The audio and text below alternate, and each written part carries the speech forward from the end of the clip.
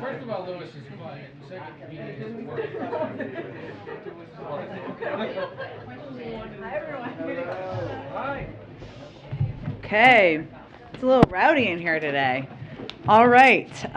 Tomorrow, the president will visit a family farm in Kankakee, Illinois, with the Secretary of Agriculture, Tom Vilsack, to discuss the impact of President Putin's invasion of Ukraine on the rise in food prices at home and abroad. He's going to talk about the support we need to continue to give to farmers to help continue to produce more and more domestically to help address the food shortages that we're seeing in some parts of the world. We know that U.S. agricultural exports can help address that and can play an important role. Just as we are providing weapons, we are going to work on doing more we can to support farmers to provide more wheat and other food around the world. He'll talk about that tomorrow. We'll also see tomorrow morning the latest inflation numbers for the month of April, and the president will deliver remarks on the effect of Putin's price hike on the cost of food and energy, and his administration's actions to support farmers and food processors, lower their costs and lower prices for families. Later in the day, the president will give remarks at the International Brotherhood of Electrical Workers, IBEW, 40th Convention in Chicago, Illinois, on his support for union jobs in the infrastructure and energy industries. Also wanted to note for all of you that this afternoon, soon, in the next couple of hours, the president will host Speaker Pelosi and other members of a congressional delegation who recently traveled to Ukraine in the Situation Room. The president previously spoke to Speaker Pelosi about the delegation's trip by phone. As we said earlier this month, he wanted to hear a more thorough account of their time in Ukraine in person after they returned to the United States. So this is an opportunity to do exactly that. The president is eager to hear from them and to continue working together on their shared bipartisan goal of providing Ukraine with additional urgently needed security and economic assistance as soon as possible. And we've heard good news about that, hopefully moving forward soon. With that, go ahead, Josh. Thanks, Jen. Three things. First, I was hoping to clarify something President Biden said today on inflation. He said his policies helped rather than hurt on inflation. Does the president believe that his COVID relief package played any role in the increase in inflation last year? The president believes, as many economists, including within the government, that the main drivers of inflation were the pandemic, have been the pandemic, and our ongoing fight to address that, as well as President Putin's invasion into Ukraine and the impact on energy prices. What the president's done is taken steps to address both of those enormous challenges and tried to put forward solutions to them. We'll leave it to the Federal Reserve, outside economists, inside economists to make other projections on what's next. They've already made projections about when they expect inflation to come down. As he noted today, he is the president. We do control all forms of branches of government. That's why he laid out very clearly what he'll continue to do as president to bring down prices. So then just to make sure, like, what he's saying is the pandemic is distinct from the spending in response to the pandemic, and he does not believe the size of the spending mattered with regard to inflation. Again, no, we have spoken to this in the past, Josh, as you know. The president made a decision that in order to address what was a economic crisis that came in conjunction with the pandemic, that we needed to put forward the American Rescue Plan. And without it, the economy would have gotten worse. People would not have been able to put food on the table. We would not have 100% of schools open today. So no, he does not think that is the driver. He knows the pandemic was the driver. There was, of course, an accompanying economic downturn as a result. And we've seen in recent months the impact of President Putin's invasion and the energy prices that have gone up and been a main driver of inflation. Gotcha. Secondly, Italian Prime Minister Mario Draghi just now pushed for a limited ceasefire to allow talks to resume between Russia and Ukraine. Does the U.S. believe that these talks would be productive? We certainly believe that this will be resolved through a diplomatic process and a diplomatic solution. But we know, and you heard, I think, our Director of National Intelligence on Capitol Hill today say that we don't see a sign from the Russians that they are open to or eager to engage in those discussions. There have been several fits and starts at attempts at ceasefires, even in smaller parts of the country in Ukraine, as you know. We've been supportive of all of those, but it requires the Russians being at the table and being willing to take part in a diplomatic process. And then lastly, Mexico's president said he might not go to Los Angeles for the Summit of Americas. if the U.S. doesn't invite Cuba, Nicaragua, and Venezuela.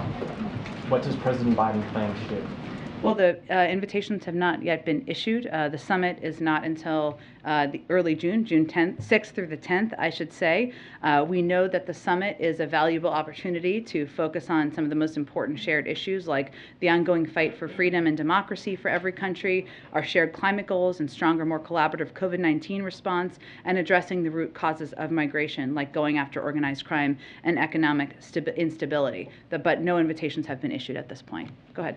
On gas prices, despite the steps that the president has taken, despite tapping the strategic oil reserve, prices have hit a new high at $4.37 a gallon. How long should Americans be prepared to pay this much at the pump? Well, I would say you heard the president say today and reiterate today that he is relentlessly focused on easing Putin's price hike at the pump. And that means taking as many steps as he can to continue to lower costs for Americans. Now, the steps that he can take, and he has taken, of course, include a historic release from the Strategic Petroleum Reserve, leading the world in their release to ensure there's more supply in the global markets to reduce the price of oil, which is exactly what it has done. He's also taken steps that are definitely smaller, but meant to do anything possible, including issuing a waiver for E15 so that thousands of pumps in the Midwest could have gasoline that make it available to Americans so that that's 10 cents less.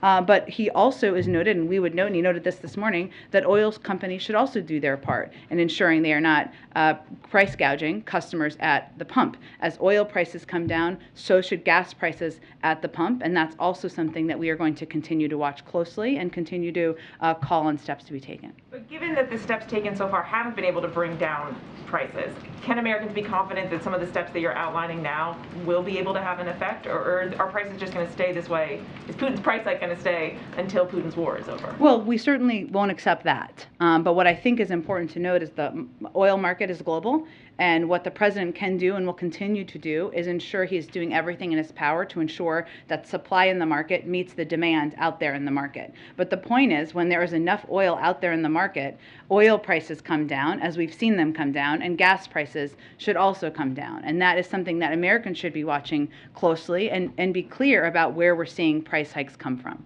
Just a question on messaging. Who came up with this phrase ultra MAGA? Why the need to kick it up a notch? Well, MAGA wasn't enough. I mean, why now use this phrase? I will tell you is the president's phrase, and the president made those comments himself just last week, as you know. And I think what has struck him is how extreme some of the policies and proposals are that a certain wing of the Republican Party that is taking up too much of the Republican Party are for and are advocating for. And you've heard the president talk about this. But it's not just obviously putting at risk a woman's right to make choices about her own health care. It is also, as you heard him talk about this morning, Rick Scott's extreme plan that will raise taxes on 75 million Americans making less than $100,000 a year. It is Rick Scott's plan to get rid of, eliminate, that's what sunset means, get rid of, Medicare and Social Security, something people over 70 in this country rely on. And it's also the obsession with culture wars and wars against Mickey Mouse and banning books. President thinks that's extreme. That is not what the American people care about or what they want. And so to him, adding a little ultra to it, give it a little extra pop. Go ahead. So then who is an ultra MAGA Republican? I would say people who support that portion of the Republican agenda. So Rob Portman, Susan Collins, Mitt Romney, would they be ultra MAGA Republicans? They can all make their own choices, Ed, and we can let others evaluate that. But I would say that the president's view is those who support a plan by Rick Scott, by Chairman Scott, that would raise taxes on 75 million Americans and get rid of, sunset, eliminate, whatever you want to call it, Medicare and Social Security. That's a MAGA position. And that includes the chairman of the Republican National Committee. That's a MAGA position. That is the chairman of the party. So that's what the president considers, but also, obviously, given 2/3 of the American people, according to a Fox News poll, believe that Roe v. Wade should be protected. If you're on the other side of that, you're supporting an ultra MAGA position in the president's view. So we don't need to name call individuals unless they have positions that are aligned with what he feels is the ultra MAGA wing of the party. Two other quick on foreign affairs, just to follow up on Josh's question. You said invites to the Summit of the Americas haven't gone out yet. Yeah. Can you confirm, though, that someone from Venezuela, someone from Nicaragua, someone from Cuba will actually be invited to the summit? I can't because a final decision has not been made yet. You don't rule out that those three countries might be exempted. We haven't made a decision about who will be invited, and no invitations have been issued yet. And then last night at a fundraiser in suburban Washington, the president said this about Vladimir Putin, quote, "He is a very, very, very calculating man, and the problem I worry about now is that he doesn't have a way out right now, and I'm trying to figure out what we do about that." Can you describe how that process is going?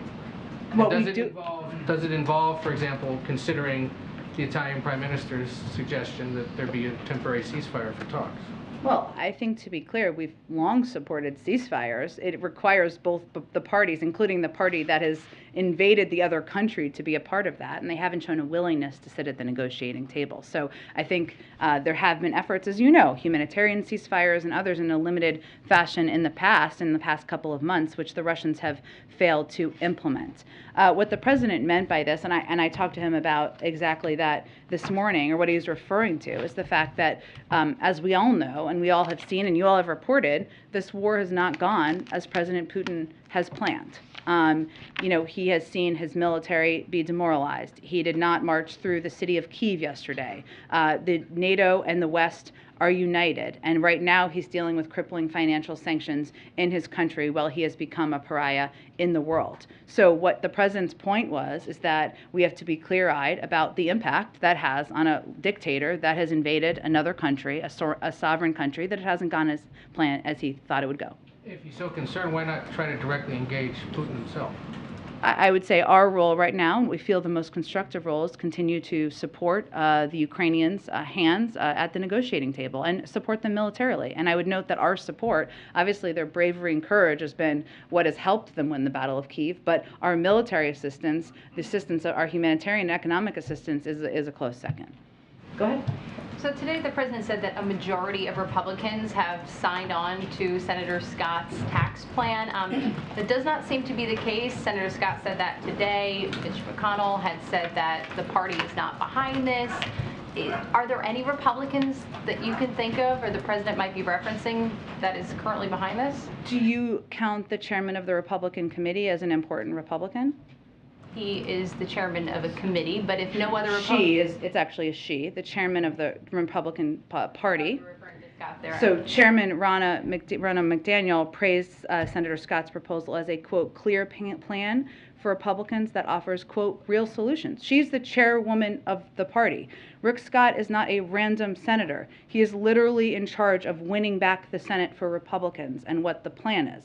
So he is the person who's put forward this plan. Senator Ron Johnson has called the congressional GOP plan a, quote, positive thing. Senator Mike Braun has said he was, quote, glad Rick did it. Senator Tommy Tuberville said he was, quote, on board with the congressional GOP plan. Congressman Matt Gaetz said he was, quote, proud of Senator Rick Scott for providing this bold agenda. So not only that, which seems to be quite a range of Republicans, but there isn't an alternative plan they've put forward. So it's either this put together by the person who is leading the effort to win back the Senate, or nothing. And the president this morning talked about what his plan is. If they have an alternative plan, we would welcome them putting it forward. And they did say one was coming in this summer.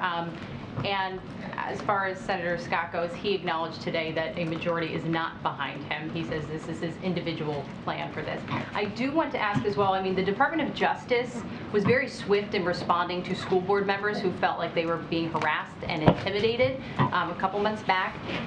Does the president feel that the demonstrations outside of, say, Justice Alito's home, are those attempts to interfere or intimidate?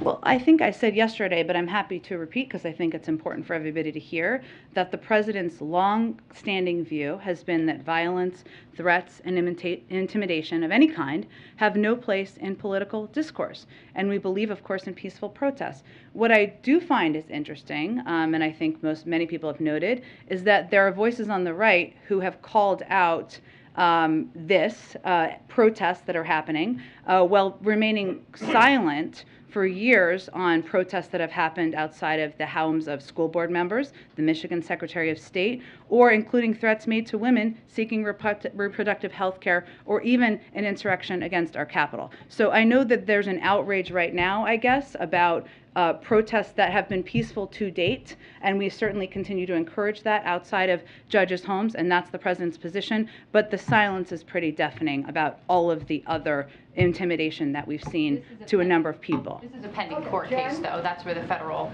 law comes into place. This is a pending court case. Well, but I think that intimidation and protests and intimidation outside of the homes of school board members, the Michigan Secretary of State, intimidation and threats against people seeking legal reproductive health care and against our capital and American democracy also warrant some outrage, and we haven't really seen that. Go ahead. Jen, you mentioned this a bit yesterday, but the situation has changed since then. We've now heard a bipartisan Senate proposal, resolution from Senators Blumenthal and Graham, who are urging the Biden, or would be urging the Biden administration to designate Russia as a state sponsor of terrorism under Vladimir Putin. Is there any new information from your view on that? Is that something the president supports, and if not, why not? Well, we expect certainly, and Speaker Pelosi said this yesterday, that this is a topic she will raise, or we'll leave it to her if she wants to raise it when she meets with the president today. Well, I would note, as the president has said in the past, this is a process, a legal process that the State Department goes through and reviews. And what they look at, it's defined by statute, by Congress actually, they take a look at the law and undergo a review of whether somebody has violated or a country has violated international terrorism laws. And that is what they look closely at. I would note, and when Speaker Pelosi spoke to this yesterday and others, they expressed a desire and an interest in making sure we were doing everything we could, maximum efforts to hold Russia accountable. And they looked at, understandably, what has been done to other countries that have been labeled state sponsors of terrorism. Only 4, of course, have been designated that way. And we have been doing already what has happened to those other countries. So extensive financial sanctions, export controls, also working diplomatically to limit investment by other countries in the pariah states, the other 4, and certainly Russia. So we've already been taking those steps. There'll be an ongoing review at the State Department. That process should see itself through, and that's where the president thinks it should be. On the Ukraine aid package that the president's proposing, Congress is now, working on such a package. We heard from Mitch McConnell on the Hill a short time ago saying the Republicans don't want, in his words, extraneous items to be included.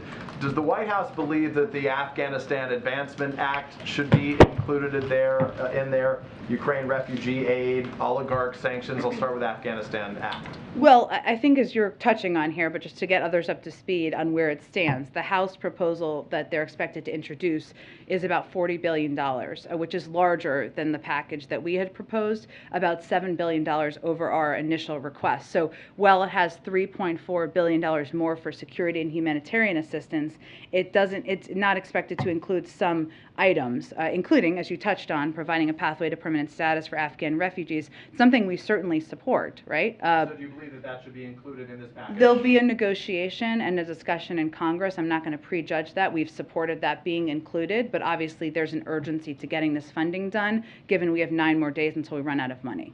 I guess the question is, if this is to delay your ability to accomplish this within 9 days as the president, would he be okay with that being not included in the final package? If what were to delay? If this were to delay the 9 days, you said until money runs out, if you were not to include the Afghan aid, for example, the president would be okay with that being out as well? Well, again, this hasn't even been formally introduced by the House. We have supported that, but the president has been very clear that it's not being discussed upstairs. It's being discussed with Speaker Pelosi when she comes, sure. But the president has been clear we need to get this funding and security assistance funding so that we can continue to provide assistance to the Ukrainians. Let me ask one last question, because I asked the president earlier and he said it was being weighed. This was as it related to dropping the China tariffs right now to help the domestic economy here. Is the president sensitive that doing that would be a political liability if it may help Americans in the near term in terms of their pocketbook, their costs? Say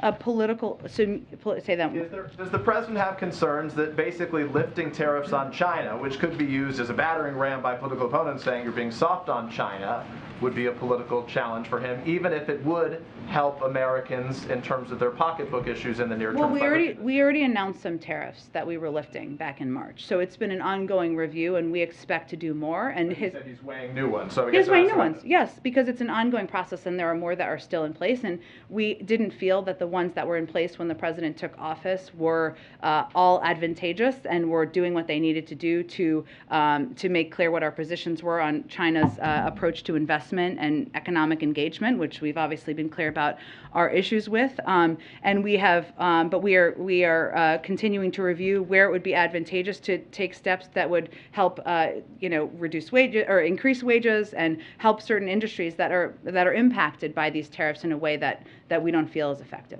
So there will be more, and he's continuing to weigh them, but Ambassador Tai is leading that effort. Is Jill Biden going to be in the Situation Room for that meeting, given her experience? Dr. Biden, I don't know that she will be in the meeting, but she and the president obviously had a number of conversations since she returned. He was talking just this morning about how proud he was of her trip and how grateful he was that she traveled there. Go ahead. Go ahead, Jeff. Jen, just to follow up on the tariffs, do you have a sense of a time frame for when the next round or when the next decision on lifting tariffs could come? I don't have a prediction of that. What we're looking at is how to evaluate what's working for American workers, industry, farmers, and consumers, and change what is not. I mean, I expect we'll have more to say in the coming weeks, but I don't have an assessment for you on how expansive that will be or how many decisions about tariffs there will be at that point in time, but we expect we'll have more to say in the coming weeks. Elon Musk today said that he would reverse the decision to have Twitter made to ban President Trump. Wondered if the White House has a reaction to that and how that would impact this White House's dealing with misinformation. Well, I would say it's the decision by a private sector company to make on who will or will not be allowed on their platforms.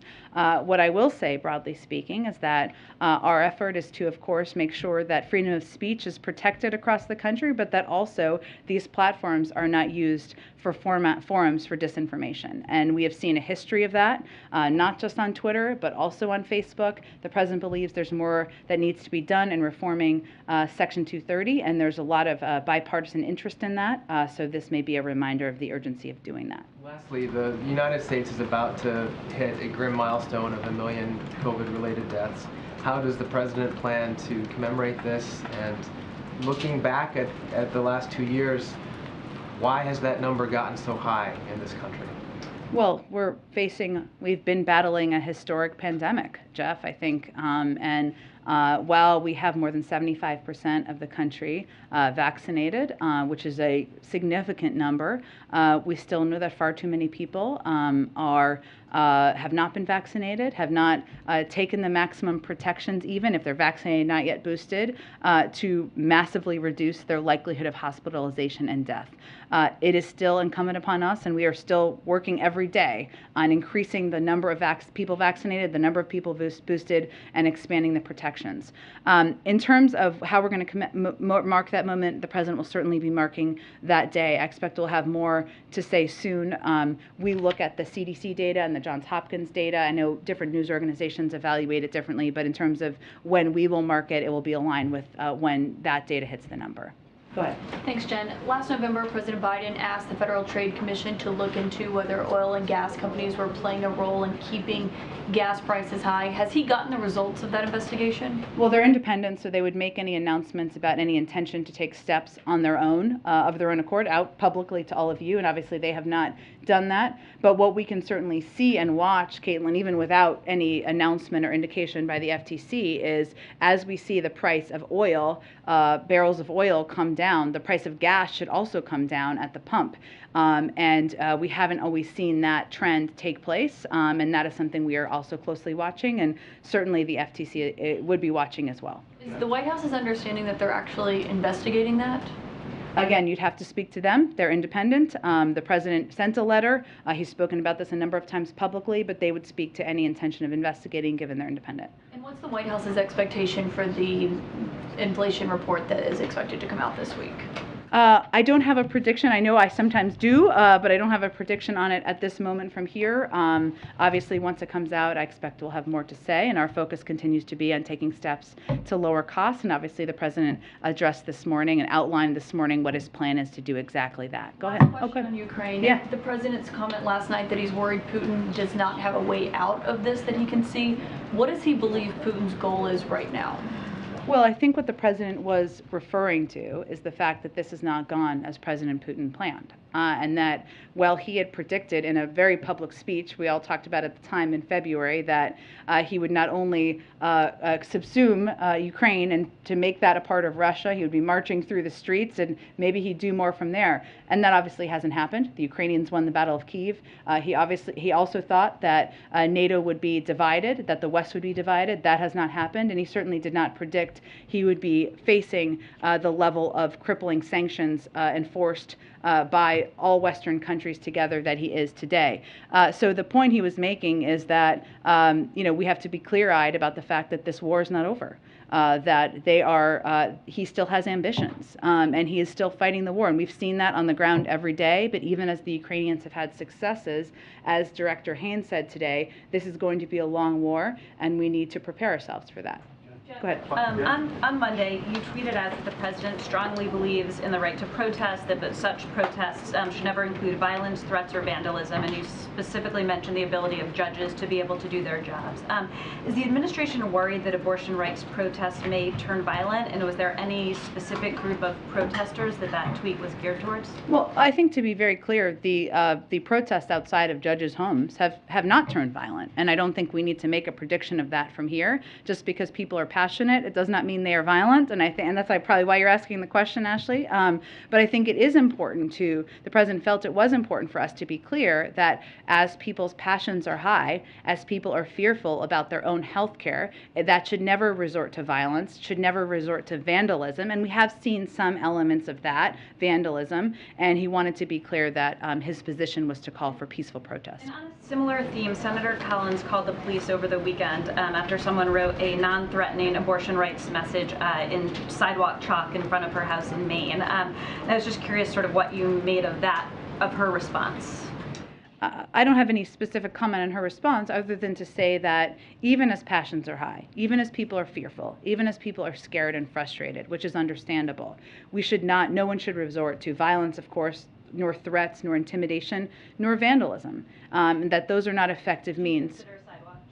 Vandalism? I'll let others define that, but there are lots of ways to peaceful protest. What's also important to note here is what I would call the hypocrisy of the silence on the other side when there have been intimidation, protests, outside of the homes of school board members, the Michigan Secretary of State.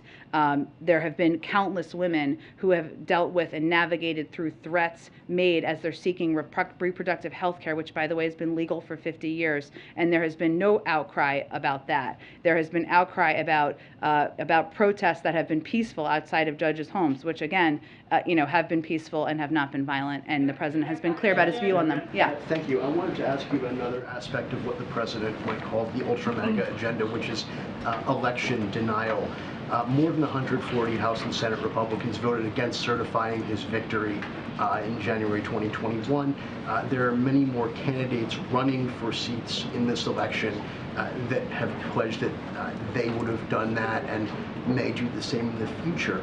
The president's ramping up his rhetoric and going after Republicans on economic policies, tax policies. Is he planning to go to voters and tell them that their vote this November could impact their ability to have their vote counted 2 Novembers hence? Or is he not concerned that a Republican House would refuse to certify a Democratic victory in 2024?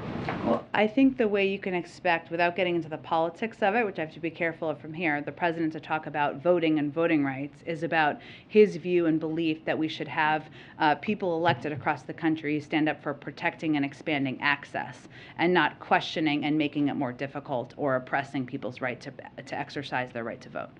Oh, it seems more and more that a tenet of the Republican agenda is to denigrate him as illegitimate or worse. Is it hard for him to hear these things? What's his reaction every day to hearing that there are people referring to the administration as the regime and talking about him as if he's a dictator?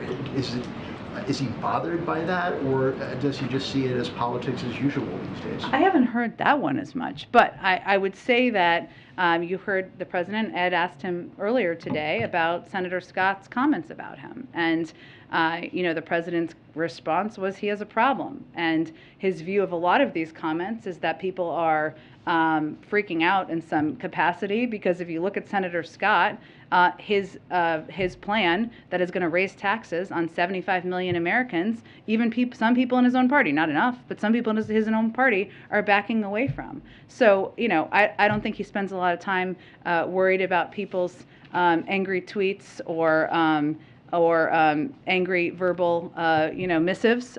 He spends time on laying out the contrast of what he's going to present with what their plans are. Go ahead. Thanks, Jen. Briefly to follow up on the questions about gas prices. Yeah. Can you give us a little more specifics about any new policies the administration might be considering to address high gas prices, and how seriously is the administration considering calling for a suspension of the federal gas tax? Well, I would say in the federal gas tax, that is an option on the table. It would lower gas, I think you can check me on this, I think you know the answer, about 18 cents, I believe. And certainly that's something that remains on the table. There are a lot of ideas in Congress about steps that can be taken to lower gas prices, even temporarily, or provide some relief to Americans. So we're in a constant discussion about that. He does continue to view the challenge as one being about ensuring there's supply in the marketplace. And obviously he's taken the steps he took with the historic release from the Strategic Petroleum Reserve. We'll continue to talk with big global producers about what steps we can take, and he's going to continue to look at steps we can take to provide relief to Americans. I would say the other piece that's very much on his mind is that when we look at inflation and what the impact of inflation is on Americans, we know that it is driven at this point 60 to 70%, depending on the data you're looking at, by energy prices. And so in addition to addressing that, he wants to think about how to bring down costs for Americans in a range of ways. And a couple of weeks ago, he announced fixes to the family glitch in the Affordable Care Act. He's announced a pause on the repayment of student loans. And if you're a family at home, trying to figure out how you're going to pay bills, you're looking at what your costs are incoming, and he is going to take every step he can to provide relief as people need it in this moment, and he certainly recognizes that. And speaking of inflation, is he concerned at all that widespread loan forgiveness would actually increase inflation, further exacerbated by pumping money into the economy? I know some economists, and I don't have an official assessment from here, but I would say that Jared Bernstein, who is one of our economists, has spoken to this, and he's talked more about the impact of pausing federal loan repayments, and the fact that in his view, and you can quote him directly, would be something like 0.001%, which in his view, the impact of that, the impact of giving people relief who need relief, who are stressed and can't repay these loans right now as they're having higher costs in other areas, outweighs that impact. But again, I don't have a projection here on specifically what the inflationary impact would be. Go ahead. Just two things. Can you offer any further details on what the Women's Health Policy Council has in mind on executive orders for abortion rights, as you all seem to towards that issue? Sure. Well, we've talked about, it may not all be executive orders. I mean, there's a lot of this is ensuring that we have increased access and funding so that women who are living in the states, if Roe were to be overturned, would be able to have expanded access and capabilities. And some of that could be from the Department of Justice, obviously, which they would make final decisions about. We've said that we weren't going to preview until there's a final opinion, because we're still speaking about a potential opinion that has not yet been released. But what I would point you to is what we did around SB 8 and the law in Texas, which was to take steps, including by creating new grants to increase funding, given the fact that we know that 75% of women who seek an abortion are under 200% of the poverty level, to increase funding to ensure we're making it more, making sure that funding is available to people. HHS has also started a number of programs with the exact same objective, intended to protect patients and providers in response to the law. And the Department of Justice has also issued statements in response to SB 8 that reaffirm their commitment to using existing federal law to protect the safety of patients seeking access to reproductive health services. So what we're looking at, what we're trying to address, is our assessment and understanding of what the impact will be. That 13 states have trigger laws, 26 states have indicated that they could overturn or ban or take immediate action should this be the final opinion, and we know who would be most impacted. So I don't have anything to preview at this point. As we said, we wouldn't before there's a final opinion, but those are the factors we're looking at. And just one more question. Where does the White House stand on whether the DOJ antitrust chief Jonathan Kantor should be recused from Google cases? I will check and see if we have a position on that or if it's something we would punt to the Department of Justice. Go ahead. With the COVID funding now separated from the Ukraine funding, what is the path for the COVID funds to pass? And also, should Americans start preparing for shortages of tests or vaccines or treatments this fall? Well, on the second part of your question, I think we don't want to sugarcoat it, that we need more money. We don't have a plan B here. We will use the few funds we have remaining to continue getting tests, treatments, and vaccines out to Americans for as long as we can. And we're going to continue to work the phones, hold briefings, and make our case publicly and privately with lawmakers, imploring Congress to act immediately to help us on our long overdue COVID needs. I will say that we are having conversations at a bipartisan level with bicameral about what the impact will be, which the President said in a statement yesterday, more Americans will die needlessly. And why? Because we're going to exhaust our treatment supply. We'll lose out to other countries on promising new treatments. We'll lose our place in line for America to order new COVID vaccines. We'll be unable to maintain our supply of COVID tests. And our effort to help lower-income countries get COVID vaccines into arms will stall, which is especially relevant given the international summit we're hosting. So we will use the remaining funds we have to kind of spread it as we can, but we need more money in order to continue to effectively run the programs we've been running to date. If it takes a vote on Title 42, would the president be okay with a vote happening to try to block Title 42 going away in order to get a vote on the COVID funds?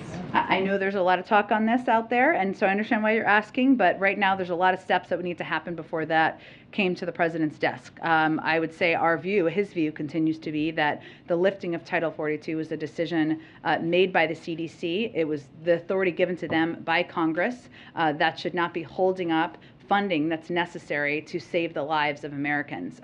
But again, there's our ongoing discussions in Congress at this point. Go ahead. Thank you, Jen. I have two questions. Oil and inflation. Oil first. The President referred to the strategic reserve, and then there's this, we talked about that again, but the rallying our allies to release the additional 60 million barrels of oil from different countries. Yeah. How successful has he been on this very convincing allies to release more oil? Well, I would say it's the largest historic release ever by the global community, so I'd say that's pretty successful.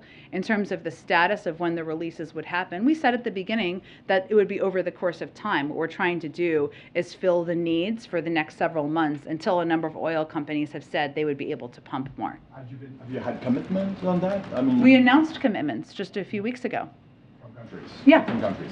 I'll go back in my notes then. As for inflation, I just want to check something with you because, as you know, the 8-foot 2x4 goes to between $6 and $7 each these days. So construction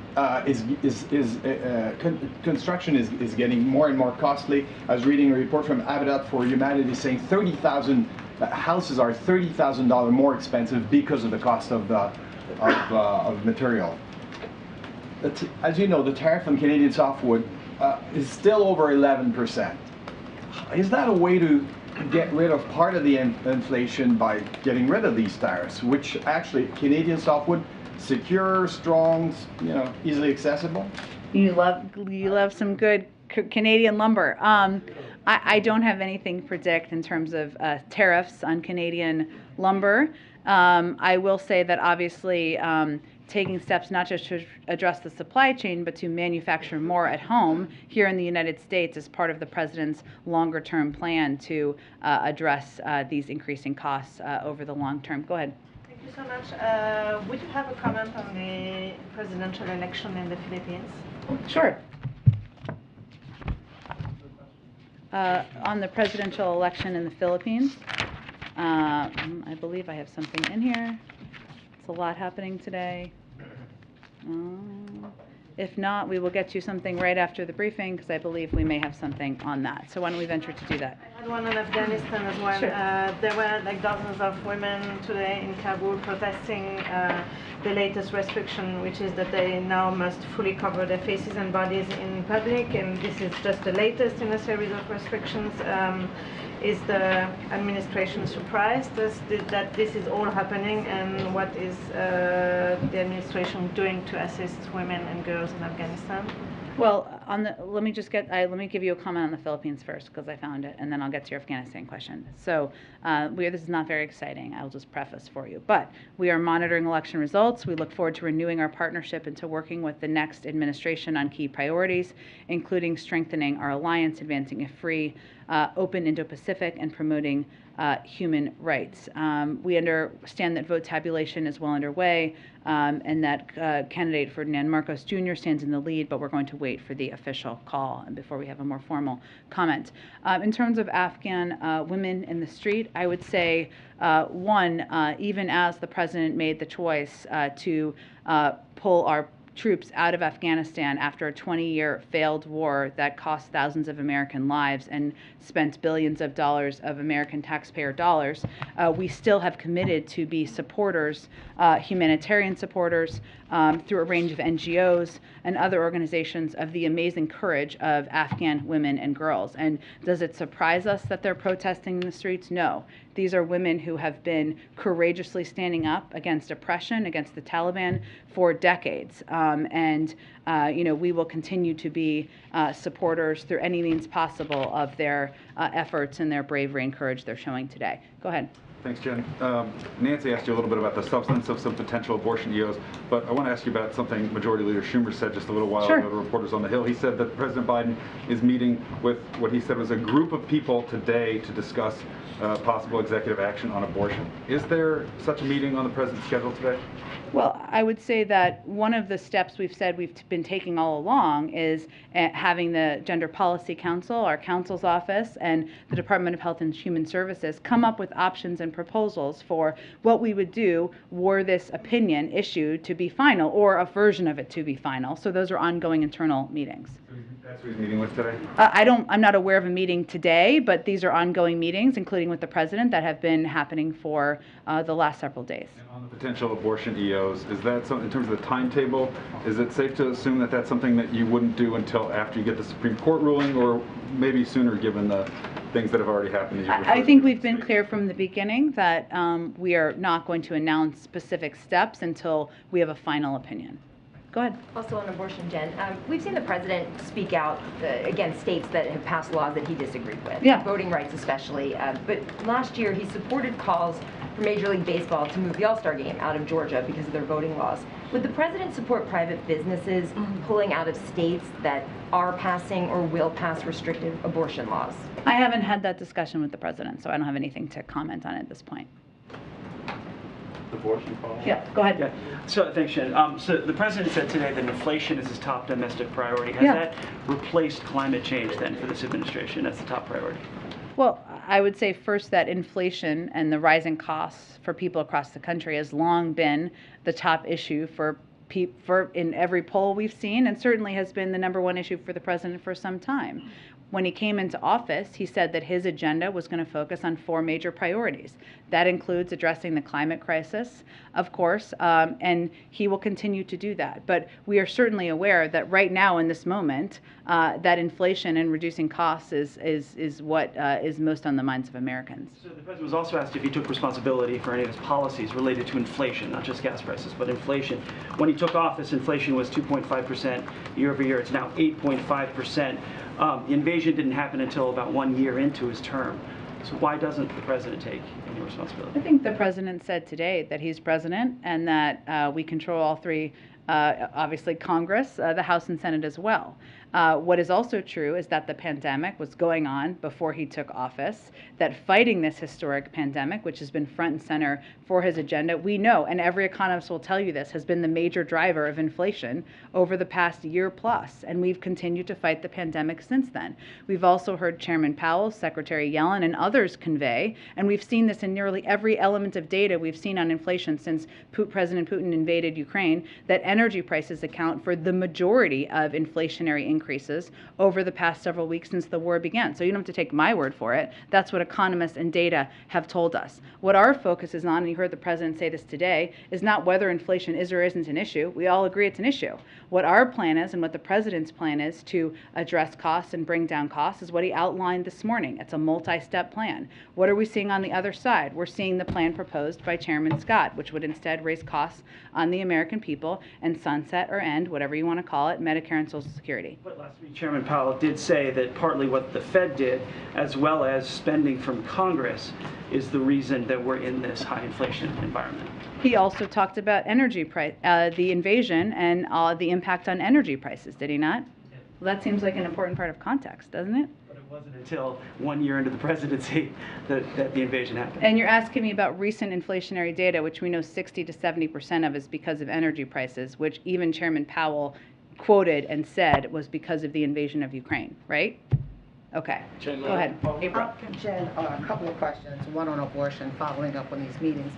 Has the president in recent weeks been more deliberate in his conversations as to who he's talking with about the issue of abortion in this leaked draft that came out on the opinion, possible opinion? When you say more deliberate, do you mean have we been having more conversations, or tell me more about what you mean? The president of the United States, but more deliberate in who he's talking with, abortion advocates or pro-lifers, pro-choicers. Has he been talking to, more deliberate in talking to Schumer? Has he been more deliberate in his conversations about the abortion since this leak?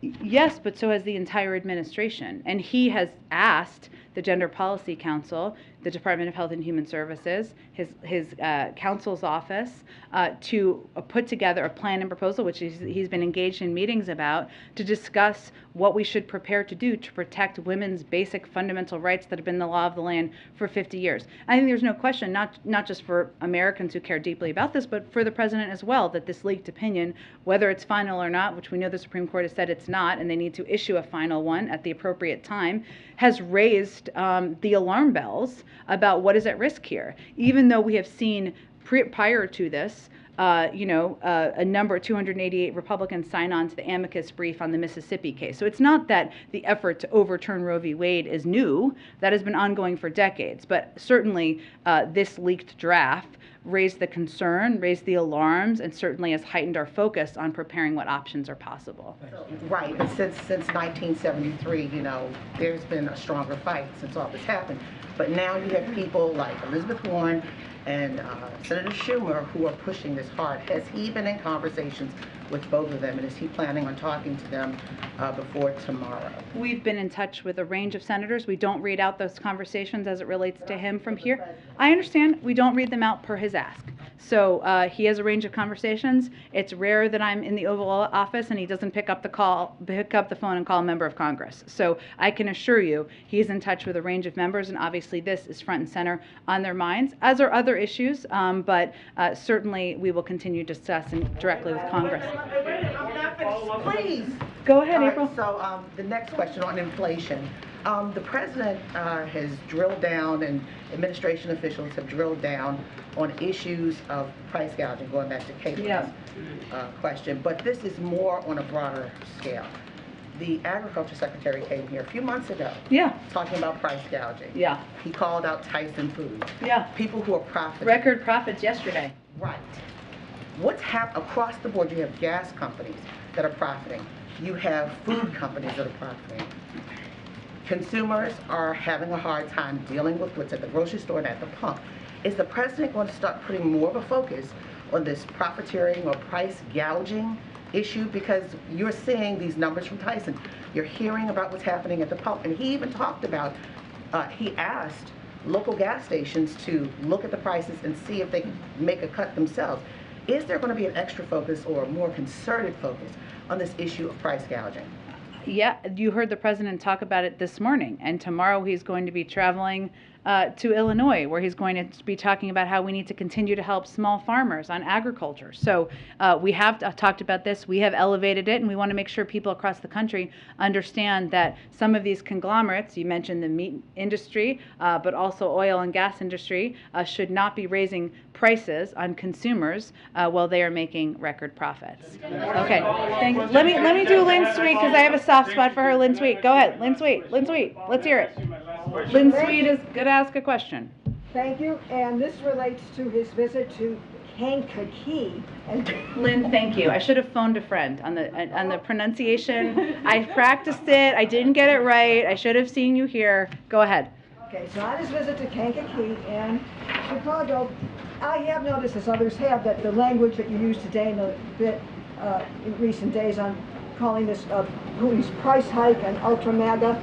I'm curious, when you go to the IBEW to talk about supporting the new jobs infrastructure, energy issues, and the record on those issues, is this effective language to use in that kind of audience? Because when you go to Kankakee, it's really your event, and it's clear. You don't have to worry about an audience reacting one way or the other. Could you speak to that? Well, I think when he's visiting a family farm in Kankakee. How did I do there? Okay. And so when he's there, he's really going to talk about the role of American farmers and the amazing agricultural sector we have in this country and the role that all Americans are playing in standing up for democracy and against autocracy. We think of it often as weapons, and obviously he went to the Javelin plant last week, but it's also about providing American food that's produced here in this country, and what can we do more to produce more. So that's what those remarks will be more about. I have not yet looked at the remarks he will give at the IBEW tomorrow afternoon, but I can tell you will, whether it's tomorrow or in days and weeks ahead, you will all continue to hear him talk more about his concern about ultra MAGA Republicans and their agenda. And of course, this is not the last you've heard from us about Chairman Scott's tax plan. That will raise taxes. Okay, thanks everyone. One question from each of these.